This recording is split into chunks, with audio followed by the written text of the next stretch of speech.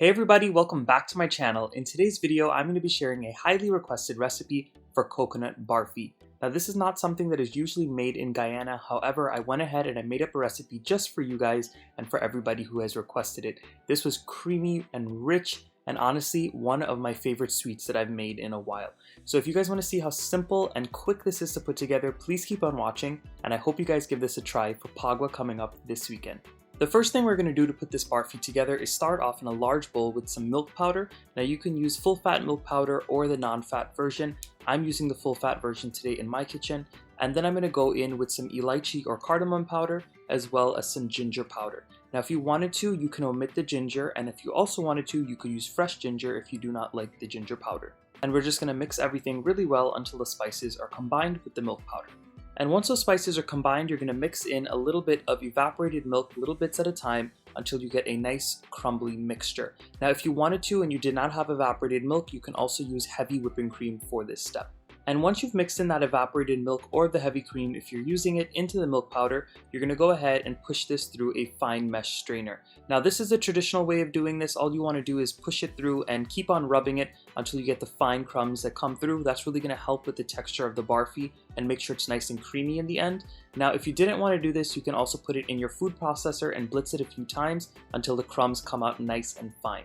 And once you're done pushing this entire mixture through the sieve, you're going to be left with beautiful fine crumbs and a very sandy texture. This is exactly what you're looking for. So at this point, I'm going to go in with some desiccated coconut. It's also known as coconut powder in some of the Indian stores if you're buying it from there. And if you had fresh coconut that you wanted to use, you can use that as well. And I almost forgot, but one of the things that I wanted to add into my coconut barfi is some freshly ground nutmeg. Now you can add this if you'd like, and if you do not want to add nutmeg, you can omit it. And I'm also going to go in with a little bit of ghee, and what the ghee is going to do is it's going to allow this barfi to get a very creamy texture in the end, and it's going to help with the texture. So I'm going to add some of that in, and if you don't have ghee, you can also use unsalted butter for this step. Once you've mixed all of your dried ingredients together and you put the ghee on top of your milk powder, it is time to work on the sugar syrup or the pag that we're going to bring the mixture together with so it can bind. So in my pan here, I'm going in with just a little bit of water, and I'm also going to go in with some granulated sugar. I recommend for this recipe that you use the granulated sugar because it's going to give you the best texture in the end. And all you're going to do is stir around this mixture and allow it to come up to a boil, and once it comes up to a boil, you're going to lower it to a medium heat and continue boiling it for about 5 to 6 minutes until you get a one thread consistency. So my pag mixture or the sugar syrup has been cooking for about 6 minutes. As you guys can see, there's lots of fine or small bubbles in it, and now I'm going to test it to see if it's at a one thread consistency.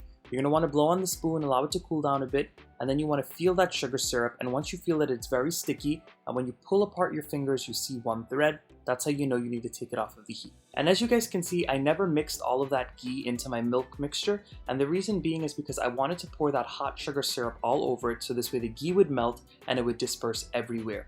As you guys can see, I did not add in all of my sugar syrup. You're going to keep on adding it in just a little bit at a time until you get your desired texture. I'll let you know that the more sugar syrup that you add, the chewier your barfi will be, and the less sugar syrup that you add, the more crumbly your barfi will be. I like something more in the middle because I like that creamy and slash crumbly texture, but if you wanted it to be more chewy or more dense and crumbly, you can go ahead and do it as per your liking. So I'm going to keep on adding in my sugar syrup, I'm going to mix it, and I'll show you guys what I get in the end. This right here is the perfect texture. When you press on it and you see that it comes together but it's still nice and crumbly, this is exactly how I like it. So I'm going to take my baking dish that I've lined with some wax paper just for easy cleanup and for the barfi to come out very easily in the end, and I'm going to pour this barfi mixture on top.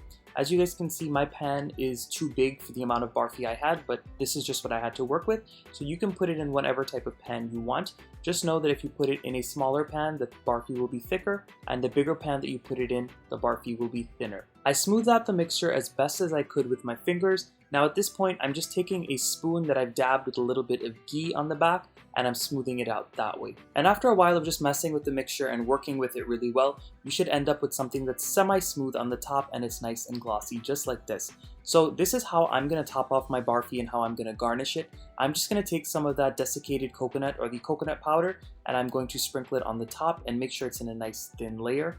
And of course, since this is a type of barfi, I'm going to go on with some sprinkles. All of these are totally optional. You can serve it as is, and you can also do much more with it. And at this point, I'm going to pop it into my fridge and I'm going to let it sit overnight just because I have the time. But honestly, this really just needs about 2 hours max in the fridge, I think, so this way it can just form and come together. So the time has finally come to cut into this amazing barfi. So I'm going to cut into it and I'm going to make them into very small squares. You can cut them as big or as small as you want and just make it look however you want.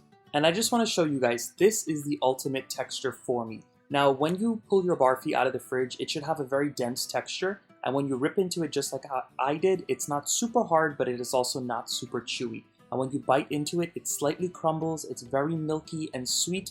And guys, you are in for a treat if you give this recipe a try. So if you enjoyed this one, please don't forget to give my video a nice big thumbs up. Subscribe to my channel if you are not subscribed yet. Make sure you come on over and become part of the Matthew's Guyanese cooking family. And drop those comments down below. Let me know what you guys are making for Phagwah this weekend. And let me know what I should make next. Bye everyone.